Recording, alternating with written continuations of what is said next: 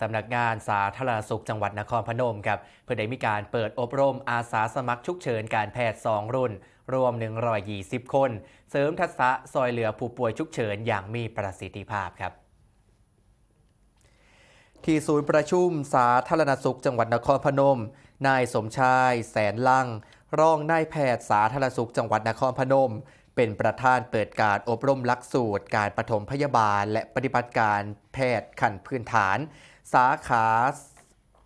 อาสาสมัครฉุกเฉินการแพทย์รุ่นที่1ซึ่งจัดโดยกลุ่มงานควบคุมโรคบติดต่อสำนักงานสาธารณสุขจังหวัดนครพนมโดยมีนางวนิดาคู่เคียงบุญพยาบาลวิชาชีพชำนาญการหัวหน้ากลุ่มงานควบคุมโรคไม่ติดต่อสำนักงานสาธารณสุขจังหวัดนครพนมพร้อมผู้ที่เกี่ยวของเขาร่วม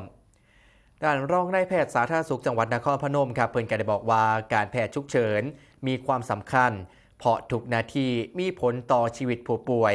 จึงต้องพัฒนาระบบ1669ควบคู่กับการเสริมทักษะบุคลากรและอาสาสมัครให้สามารถเข้าถึงและการซอยเหลือผู้ป่วยได้อย่างรวดเร็วและกระถูกต้องสำหรับการอบรมครับเน้นทั้งภาคทฤษฎีและก็ภาคปฏิบัติครอบคลุมการประเมินสถานการณ์การปฐมพยาบาลการซอยฟื้นคืนชีพขั้นพื้นฐานการใส่เครื่อง AED และก็การเคลื่อนย้ายผู้ป่วยเพื่อให้ผู้ผ่านการอบรมสามารถนำความรู้ไปซอยเหลือประชาชนได้อย่างปลอดภัยและก็มีประสิทธิภาพครับ